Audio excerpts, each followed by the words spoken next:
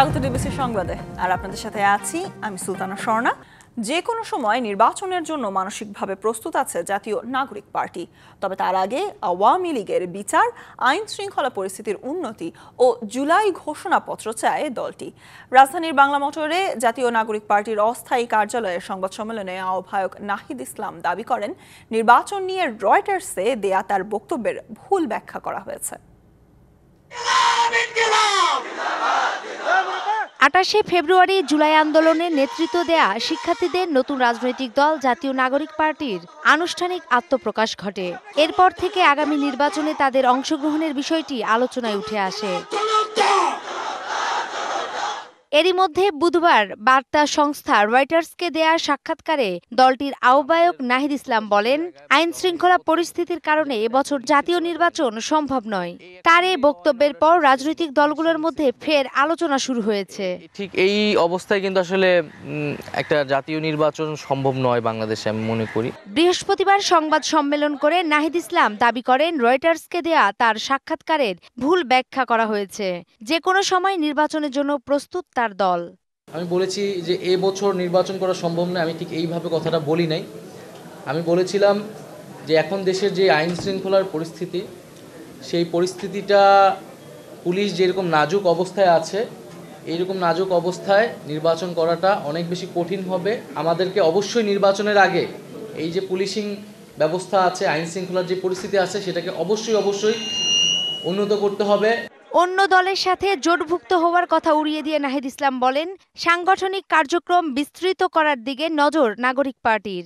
নির্বাচনের জন্য নাগরিক পার্টি তার মানসিকতা এবং প্রস্তুতি রয়েছে, এবং আমরা নির্বাচন সামনে বলেছি যে আমরা আমাদের জায়গা থেকে গণপরিষদ নির্বাচন দেখতে চাই জাতীয় সংসদের পাশাপাশি।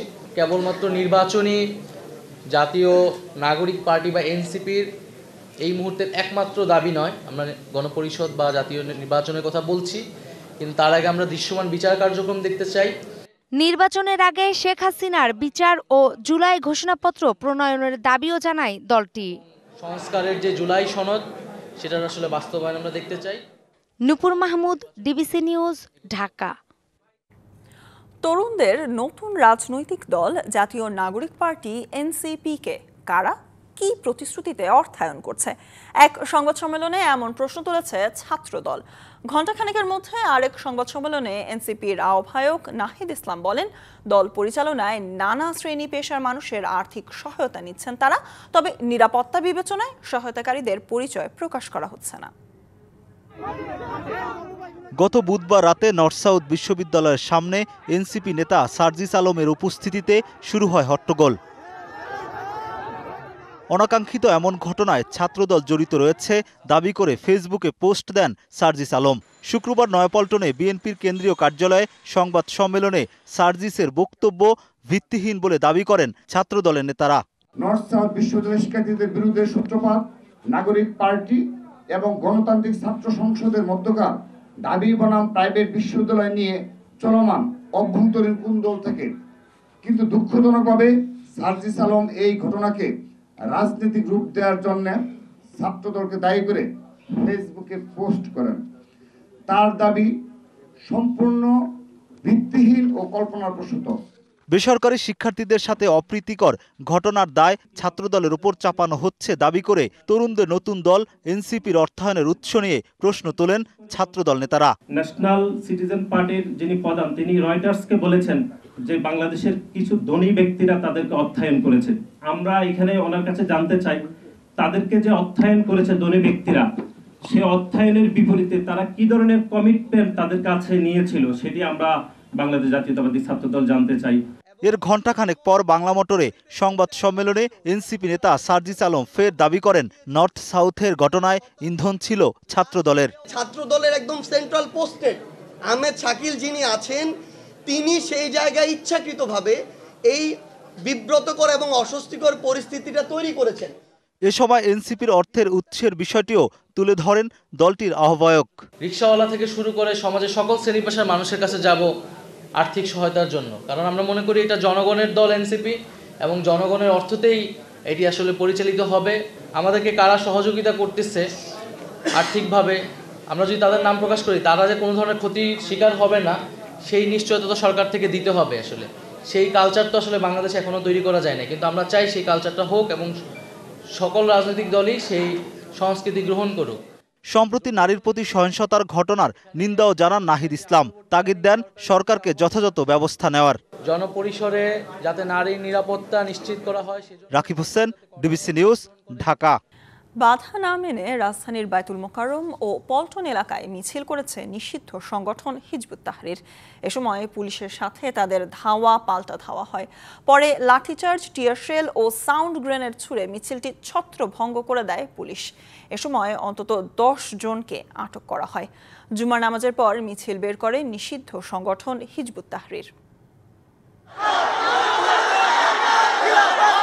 বাদ জুমা নামাজ শেষে মিছিল বের করে নিষিদ্ধ সংগঠন হিজবুত তাহরির। মিছিলটি পল্টন মোড় থেকে বিজয়নগরের দিকে এগুলে পুলিশের বাধার মুখে পড়ে। তবে তার আগেই প্রায় 15 মিনিট নির্বিঘ্নে মিছিল করে নিষিদ্ধ এই সংগঠন।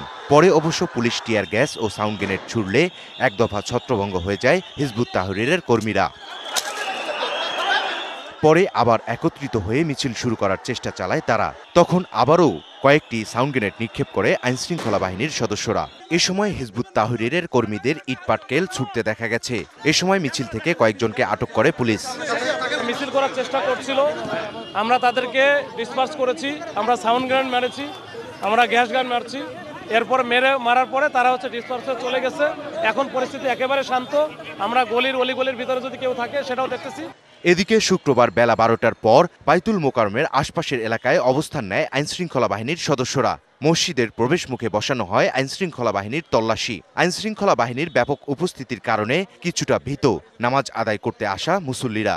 জানান, জুম্মার দিনে এমন কর্মসূচি দেয়া ঠিক নয়। এটা আসলে খারাপ দিকেই আমরা করছি। আর আমাদের প্রথম জুমা, আমরা জানি না যে এখানে আছে সংগঠনের কর্মসূচি আছে, হয়তো তাহলে আমরা আসতাম না। নামাজের সময় করাটা এটা অবশ্যই ন্যাক্কারজনক এবং ঘৃণাতম কাজ। এখানে যে আইনশৃঙ্খলা বাহিনীর যে উপস্থিতি, এবং এটা আমি পজিটিভলি দেখছি, এবং এটা আমি মনে করি যেটা থাকা উচিত ছিল। মিছিলের কারণে পল্টন বায়তুল মোকাররম এলাকায় সড়কে যান চলাচল বন্ধ হয়ে যায়। এতে করে সৃষ্টি হয় যানজটের। ইকবাল অনিক, ডিবিসি নিউজ, ঢাকা। নিষিদ্ধ ঘোষিত সংগঠন হিজবুত তাহরির সাথে বাংলাদেশের মুসলমানদের কোনো সম্পর্ক নেই। তারা আওয়ামী লীগের এজেন্ডা বাস্তবায়ন করছে বলে অভিযোগ বাংলাদেশ গণতান্ত্রিক ছাত্র সংসদের। হিজবুত তাহরিরের প্রকাশ্য কর্মসূচি ঠেকাতে রাষ্ট্রীয় বাহিনীর ব্যর্থতার প্রতিবাদে সন্ধ্যায় রাজু ভাস্কর্যে বিক্ষোভ সমাবেশে এমন অভিযোগ তোলেন তারা। আরও বলেন, হিজবুত তাহরির জঙ্গিবাদকে প্রতিষ্ঠিত করতে চায়। দেশের আইন শৃঙ্খলা পরিস্থিতির অবনতির সমালোচনা করে নেতারা বলেন, বিচারহীনতার সংস্কৃতি আবারও প্রতিষ্ঠা করার চেষ্টা করছে হিজবুত তাহরির।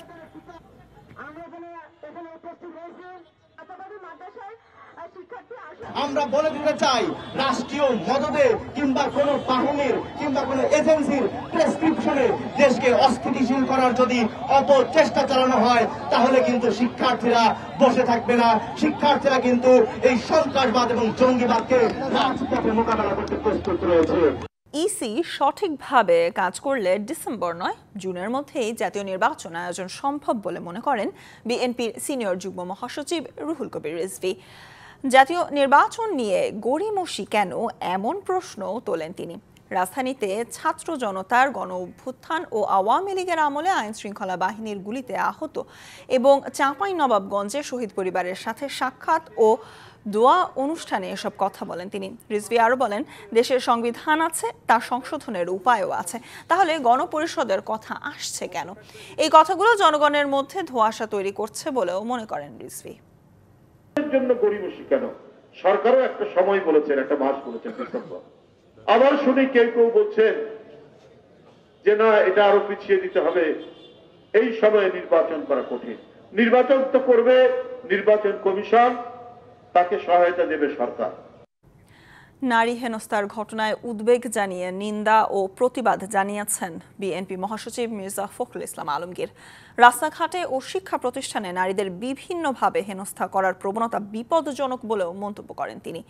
গণমাধ্যমে পাঠানো এক বিবৃতিতে বিএনপি মহাসচিব এসব কথা বলেন।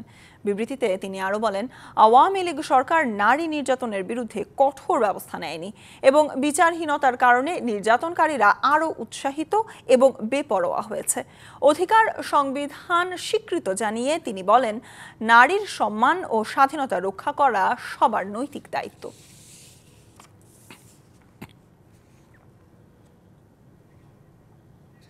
ছাত্র রাজনীতি ইস্যুতে সম্প্রতি দফায় দফায় সংঘর্ষের পর এখনও বন্ধ খুলনা প্রকৌশল ও প্রযুক্তি বিশ্ববিদ্যালয়ের একাডেমিক কার্যক্রম। অবশ্য এই হানাহানির জন্য একে অন্যকে দুষছে ছাত্র শিবির ও ছাত্রদল। কমিটি না থাকলেও ক্যাম্পাসে সক্রিয় তারা। শিক্ষার্থীদের দাবি, ক্যাম্পাসের রাজনীতি চিরতরে বন্ধের আর উপাচার্যের পদত্যাগ সহ ৬ দাবিতে অনড় তারা। এদিকে প্রতিষ্ঠার পর থেকে রাজনীতিমুক্ত খুলনা বিশ্ববিদ্যালয়ের শিক্ষার্থীদের মতামতের ভিত্তিতে বিভিন্ন কর্মসূচি নিচ্ছে প্রশাসন। রাজনীতি ইস্যুতে গত 18 ফেব্রুয়ারি সহিংসতার পর অচলাবস্থা খুলনা প্রকৌশল ও প্রযুক্তি বিশ্ববিদ্যালয়ে। ছাত্রদলের ফরম বিতরণের মাধ্যমে ক্যাম্পাসে রাজনৈতিক তৎপরতা চালানোকে কেন্দ্র করে বৈষম্য বিরোধীদের সাথে ওই সংঘর্ষে আহত হন ১৫০ শতাধিক। এরপরই কুয়েটের রাজনীতি বন্ধ করা সহ ৬ দফা দাবি নিয়ে সোচ্চার হয়ে ওঠেন শিক্ষার্থীরা। ক্যাম্পাসে যখন রাজনীতি নাই, সো আমরা ফ্রিলিভাবে ক্যাম্পাসে ঘুরতে পারতেছি, সব কিছুই ফ্রিলি করতে পারতেছি। যে ছবল ছাত্র রাজনীতি, সেই ছবলের কবলে পড়ে গেছে আমাদের কুয়েট, এবং সেখান থেকে রিফর্ম করার জন্য যত ধরনের স্টেপ নেওয়া দরকার আমরা সব শিক্ষার্থীরা নেব। পরিস্থিতি বেগতিক দেখে অনির্দিষ্ট সময়ের জন্য বন্ধ করা হয় কুয়েটের একাডেমিক কার্যক্রম। উপাচার্য বলছেন, ছাত্র রাজনীতি নিষিদ্ধ করা হয়েছে, এর বিচ্যুতি হলে কঠোর শাস্তির বিধান ঠিক করেছে সিন্ডিকেট। তুমি যদি ছাত্র রাজনীতি করার এটা যদি প্রমাণিত হয়, তাহলে তোমাকে আমরা সর্বোচ্চ শাস্তি হিসাবে বিশ্ববিদ্যালয়ের ছাত্রত্ব বাতিল করে দেব। কোনো এমপ্লয়ি যদি কোনো রাজনীতির সাথে জড়িত থাকে, এটা যদি প্রমাণিত হয়, তাকে আমরা চাকরি থেকে অব্যাহতি দিয়ে দিব। এটা আমরা করেছি এই সিন্ডিকেটে। কুয়েটে ছাত্র শিবির ও ছাত্র দলের কোনো সাংগঠনিক কাঠামো না থাকলেও সক্রিয় তারা। ক্যাম্পাসে সংঘাতের জন্য একে অপরকে দুষছেন মহানগর বিএনপি ও শিবিরের নেতারা। আসলে ছাত্র রাজনীতি বন্ধ নয়, ভিসিকে পদত্যাগ করতে হবে, এটি হচ্ছে টার্গেট নিয়ে একটি গুপ্ত সংগঠন যারা এই কাজগুলি করছে, এবং তাদের দলীয় ভিসি আনার জন্য তারা এই ধরনের প্রক্রিয়া অব্যাহত রেখেছে। স্থানীয় যাদের হাতে অস্ত্র ছিল বা যারা এখানে বিশৃঙ্খলা তৈরি করার জন্য সবথেকে বেশি ভূমিকা পালন করেছে, এনাদের আবার 2-1 যুবদলের পদ প্রাপ্ত ছিলেন এবং তাদেরকে দল থেকে বহিষ্কার করা হয়েছে। তাদের অংশগ্রহণটা এটা কি প্রমাণ করে? এদিকে প্রতিষ্ঠার পর থেকেই রাজনীতিমুক্ত খুলনা বিশ্ববিদ্যালয়। 24-এর গণ অভ্যুত্থানের পর থেকে স্বাভাবিক একাডেমিক কার্যক্রম। বৈষম্য বিরোধীরা রাজনৈতিক দল করলেও ক্যাম্পাস রাজনীতি নিয়ে পরিকল্পনা নেই সমন্বয়কদের। দলীয় লেজুর ভিত্তির রাজনীতি বলুন আর বৈষম্য বিরোধী ছাত্র আন্দোলন, এরকম কোনো কমিটি দেখতে চাই না। আমরা ইতিমধ্যে প্রতিনিধি প্যানেলও বিলুপ্ত করেছি, যাতে করে রাজনীতির কোনো ছাপ যেন এই ক্যাম্পাসে না পড়ে। উপাচার্য বলছেন, ছাত্র রাজনীতিমুক্ত ক্যাম্পাস তার নিজস্ব গতিতে এগিয়ে চলছে। শিক্ষার্থীদের মতামতের ভিত্তিতেই নেওয়া হচ্ছে বিভিন্ন কর্মসূচি। খুলনা বিশ্ববিদ্যালয় সার্বিক অবস্থা বেশ ভালো। এখন কোনো ধরনের কোনো হানাহানি নাই, কোনো ধরনের কোনো বিশৃঙ্খলা নাই। রাজনীতির কারণে শিক্ষাঙ্গনে আর সন্ত্রাসী কর্মকাণ্ড দেখতে চান না শিক্ষার্থীরা। DBC news desk. মাগুরায় বোনের বাড়ি বেড়াতে গিয়ে ধর্ষণের শিকার 8 বছরের শিশুর চিকিৎসা চলছে ঢাকা মেডিকেলে। ভর্তি করা হয়েছে আইসিইউতে। রাতে তাকে লাইফ সাপোর্টে নেওয়া হয়। এই ঘটনায় বিকেলে বিক্ষুব্ধ জনতা মাগুরা সদর থানা ঘেরাও করলে সেনাবাহিনীর সদস্যরা তাদের ছত্রভঙ্গ করে দেয়। এদিকে বোনের শ্বশুর হিটু শেখ ও তার বোনের স্বামী সজীব শেখকে আটক করেছে পুলিশ। তবে এখনও এই ঘটনায় মামলা করেনি ভুক্তভোগীর পরিবার। স্কুল বন্ধ থাকায় কয়েকদিন আগে বড় বোনের শ্বশুর বাড়ি মাগুরা শহরে বেড়াতে যায় 8 বছরের শিশুটি। একসময় বাড়িতে একা পেয়ে বড় বোনের শ্বশুর হিটু শেখ শিশুটিকে ধর্ষণ করে। এ সময় শিশুটি কান্না করলে বাড়ি ছেড়ে পালিয়ে যায় হিটু শেখ। পরে বড় বোন শিশুটিকে উদ্ধার করে মাগুরা সদর হাসপাতালে ভর্তি করেন। অবস্থার অবনতি হলে সেখান থেকে পাঠানো হয় ফরিদপুর মেডিকেলে। সেখানেও তাকে রাখা সম্ভব হয়নি, পাঠানো হয় ঢাকা মেডিকেল কলেজ হাসপাতালে। ছোট্ট এই শিশুর ওপর ভয়াবহ এই নিপীড়নের ঘটনায় ক্ষুব্ধ এলাকাবাসী। এর জেরে শুক্রবার জুমার নামাজ শেষে শহরের ভায়না মোড় ও চৌরঙ্গি মোড়ে বিক্ষোভ করে তারা। এক পর্যায়ে বিক্ষুব্ধ জনতা সদর থানা ঘেরাও করে। তাদের বক্তব্য স্পষ্ট না, আমরা তাদের সাথে একাধিকবার কথা বলতে চেয়েছি, কিন্তু তারা কোনো সুনির্দিষ্ট যৌক্তিক কথা কিংবা অভিযোগ নিয়ে আসেনি আমাদের কাছে। তাদের কাজ একটা অস্থিতিশীল পরিস্থিতি তৈরি করা। পুলিশ তার কাজ করেছে, 2 জন অভিযুক্ত ছিল, 2 জনকেই জিজ্ঞাসাবাদের জন্য আটক করেছে। এ সময় থানার গেট ভাঙতে গেলে পুলিশ তাদের শান্ত হওয়ার অনুরোধ জানায়। এক পর্যায়ে তারা না মানলে সেনাবাহিনীর সদস্যরা গিয়ে তাদের ছত্রভঙ্গ করে দেয়। DBC news desk. Saint Martin বঙ্গোপসাগরে মাছ শিকারের সময় 2টি ট্রলার সহ 11 জন রোহিঙ্গা ও বাংলাদেশি জেলেকে আটক করে নিয়ে গেছে মিয়ানমারের আরাকান আর্মি। শুক্রবার সকালে মাছ শিকারের সময় বঙ্গোপসাগর থেকে এ জেলেদের আরাকান আর্মি নিয়ে যায় বলে জানা গেছে। 2টি ট্রলারের মধ্যে টেকনাফ পৌরসভা কায়ুকখালী নৌঘাটের একটি এবং অপরটি শাহপরীর দ্বীপ জালিয়াপাড়ার নৌঘাটের। বিষয়টি তদন্ত করে ব্যবস্থা নেওয়ার কথা বলছে বিজিবি। এর আগে 5ই মার্চ 56 জন জেলেকে আটক করে নিয়ে যায় মিয়ানমারের আরাকান আর্মি। পরবর্তীতে 6টি ট্রলারে থাকা মাছ ও খাদ্যদ্রব্য নিয়ে ছেড়ে দেয় জেলেদের। জাতীয় প্রেস ক্লাবের আয়োজনে অনুষ্ঠিত হয়েছে ইফতার ও দোয়া মাহফিল। ক্লাব মিলনায়তনে সদস্যদের নিয়ে এই ইফতারে প্রিন্ট, ইলেকট্রনিক ও অনলাইন মিডিয়ার সম্পাদক সহ সিনিয়র সাংবাদিকরা অংশ নেন। জাতীয় প্রেস ক্লাবের সাধারণ সম্পাদক আইয়ুব ভুঁইয়ার সঞ্চালনায় ইফতার পূর্ব সংক্ষিপ্ত বক্তব্যে রাখেন সভাপতি হাসান হাফিজ। ইফতারের আগে দেশ ও জাতির কল্যাণ কামনা করে মোনাজাত করা হয়। সৌহার্দ্যপূর্ণ ইফতার মাহফিলের আয়োজন করেছে টেক্সটাইল ইঞ্জিনিয়ার্স ক্লাব। বিকেলে রাজধানীর সেনা প্রাঙ্গণ গ্র্যান্ড হলে ক্লাবের উদ্যোগে এ ইফতার মাহফিল অনুষ্ঠিত হয়। এতে প্রধান অতিথি ছিলেন স্বাধীনতা পুরস্কারপ্রাপ্ত বিজ্ঞানী ও বাংলাদেশ পাটকল কর্পোরেশনের বৈজ্ঞানিক উপদেষ্টা ডক্টর মোবারক আহমদ খান। বিশেষ অতিথি ছিলেন চলচ্চিত্র নায়ক ও পরিচালক প্রযোজক অনন্ত জলিল। ক্লাবের সদস্য সহ গবেষক, শিক্ষক, শিল্প প্রতিষ্ঠানের মালিক, প্রতিনিধিরা এ সময় উপস্থিত ছিলেন। এতে সভাপতিত্ব করেন টেক্সটাইল ইঞ্জিনিয়ার্স ক্লাবের সভাপতি জুলফিকার আলী সিমন। ইফতারের পর টেক্সটাইল বিষয়ক অনলাইন প্রতিযোগিতা টেক কম্পিটিশন সিজন 4 এর ফলাফল ঘোষণা করা হয়। ঈদ উপলক্ষে ব্যস্ততা বাড়তে শুরু করেছে দর্জিবাড়িতে। রাজধানীর চাঁদনী চক, নিউ মার্কেটে দেখা যায় এমনই দৃশ্য। ঈদের প্রস্তুতির সবকিছুর আগে শুরু হয় নারীদের সমাগম দর্জিবাড়িতে। আসছে ঈদ উল ফিতর। মুসলমানদের ধর্মীয় বড় এই উৎসবকে ঘিরে তাই নান্দনিক বুননের পোশাকে নিজেকে ভিন্নভাবে উপস্থাপনের আপ্রাণ চেষ্টা করেন নারীরা।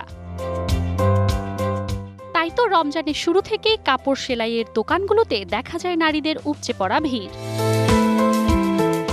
এবারের ঈদে গতানুগতিক রেডি ড্রেসের বাইরে নিজেদের পছন্দসই ও ভিন্নধর্মী ডিজাইনের ড্রেসকে প্রাধান্য দিচ্ছেন নারীরা।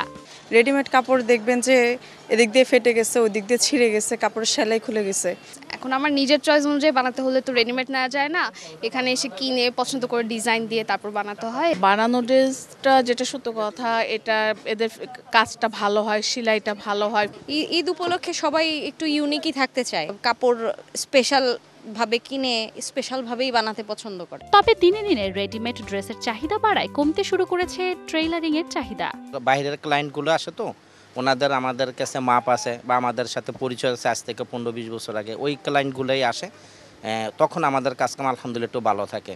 কিন্তু রমাদান মাসে আগে যেরকম ব্যবসা বাণিজ্য ভালো ছিল এখন সেটা নেই। এদিকে সারা বছর কম হলেও ঈদে ভালো ব্যবসা হবে বলে আশাবাদী দোকানিরা। সেলাই শুরু 700 টাকা থেকে, অনেক সময় কাটছবি লেস আর ওইগুলো হাতে লাগাইতে হয়, অনেক খাটনি আছে। ঈদের অর্ডার 20 রমজান পর্যন্ত আমরা অর্ডার নেই, এরপরে অর্ডার বন্ধ করে দিই। তাহলে 600 টাকা থেকে 3200, আপনার 2500-3000 এরকম একটা প্রাইস আসে।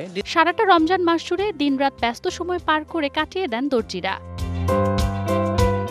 Manjuma Afroz Nilima, DBC news, Dhaka.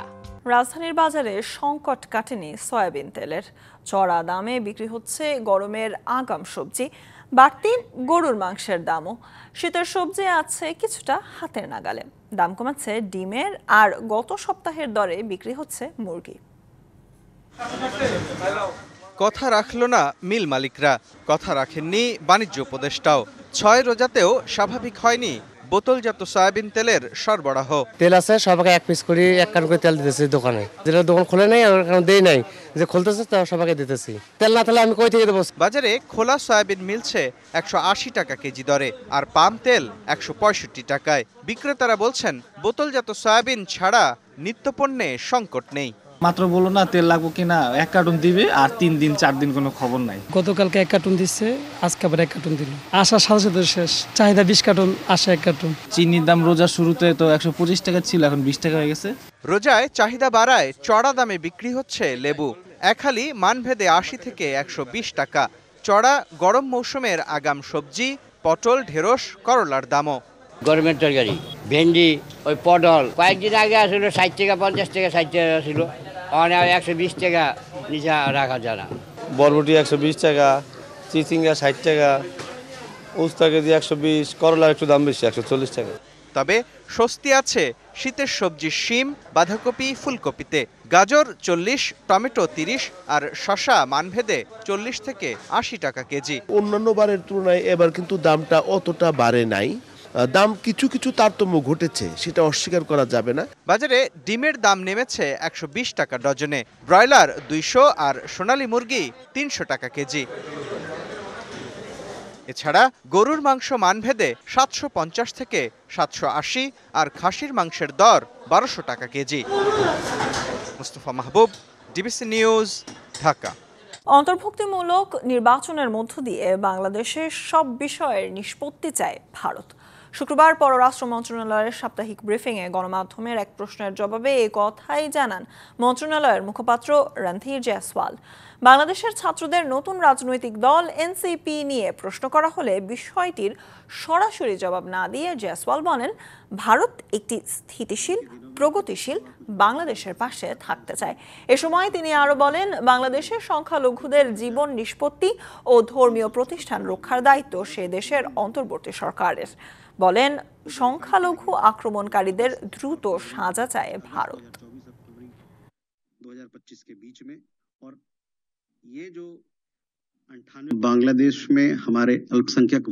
আমরা এমন একটি স্থিতিশীল, শান্তিপূর্ণ বাংলাদেশের পাশে থাকতে চাই, যেখানে গণতান্ত্রিক প্রক্রিয়া এবং অংশগ্রহণমূলক নির্বাচনের মাধ্যমে সব সমস্যার সমাধান হবে। ভারত চায় বাংলাদেশের সংখ্যালঘুদের উপর যে নির্যাতন হচ্ছে তার প্রতিটি ঘটনার পুঙ্খানুপুঙ্খ তদন্ত শেষে অপরাধীদের সাজা দেওয়া হোক।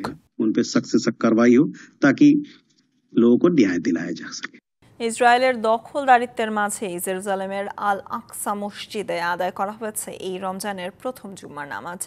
ইসরায়েলি সেনাদের কড়া নিরাপত্তা আর বিধিনিষেধ মেনেই মসজিদ প্রাঙ্গণে প্রবেশ করতে দেখা যায় ফিলিস্তিনি মুসল্লিদের। তবে এদিনেও অধিকৃত পশ্চিম তীরে অব্যাহত ছিল হামলা ও ধরপাকড়।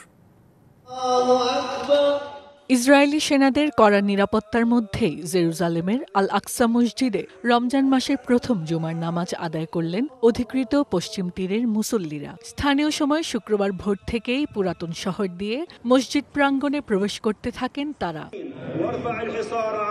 এর আগে আল আকসা মসজিদে প্রবেশে ইসরায়েলি সেনারা ফিলিস্তিনিদের জন্য বেঁধে দেয় নিয়মকানুন ও বয়সসীমা।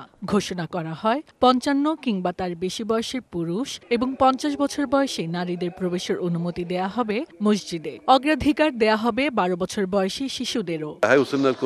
প্রায় 4-5 বছর পর জেরুজালেমের ভূখণ্ডে পৌঁছালাম। আমরা কয়েকজন দামেস্কের গেট দিয়ে প্রবেশ করেছি। এক অন্যরকম অনুভূতি। মসজিদে নামাজ আদায়ের জন্য বয়সের কোনো সম্পর্ক নেই। এটি ইসরায়েলের দখলদারিত্বের নীতি। মূলত তারা আল আকসা মসজিদে লোকসংখ্যা কমানোর চেষ্টা করছেন। বৃষ্টির মধ্যে সারিবদ্ধভাবে চেকপোস্টে অপেক্ষা করতে দেখা যায় বয়োজ্যেষ্ঠ ফিলিস্তিনিদের। পরিচয়পত্র দেখালেও প্রবেশের অনুমতি পাননি কেউ কেউ। আগে আমরা প্রতি শুক্রবার আল আকসা মসজিদে নামাজ পড়তে এসেছি, তবে আজ আমাদের প্রবেশ করতে দেয়নি। আমরা অনেকবার চেষ্টা করেছি, তবুও তারা আমাদের ফেরত পাঠিয়েছে। এদিন অধিকৃত পশ্চিম তীরে থামিনি নেতানিয়াহু বাহিনীর সামরিক অভিযানের নামে হামলা ও উচ্ছেদ। নাবলুসের বেশ কয়েকটি মসজিদে হামলা চালিয়েছে তারা। আটক করা হয়েছে অনেককে।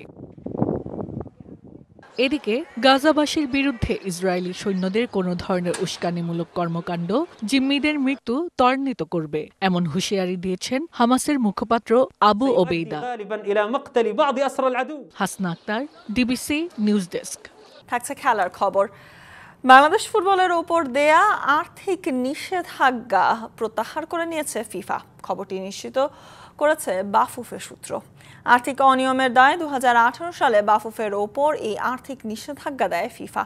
একই সাথে অনুদান ব্যয়ের স্বচ্ছতা না থাকায় সাবেক সিনিয়র সহসভাপতি সালাম মুর্শিদি ও সাধারণ সম্পাদক আবু নাইম সোহাগ সহ 4 জন কর্মকর্তাকে শাস্তি দিয়েছিল ফিফা। এরপর থেকে বাফুফে ফিফা থেকে প্রাপ্ত অর্থ সঠিকভাবে ব্যয়ের চেষ্টা করছে। 2024 সালে বাফুফের অডিট রিপোর্টে সন্তুষ্ট হওয়ায় ফিফার অনুদান পেতে আর বাধা থাকলো না বাফুফের।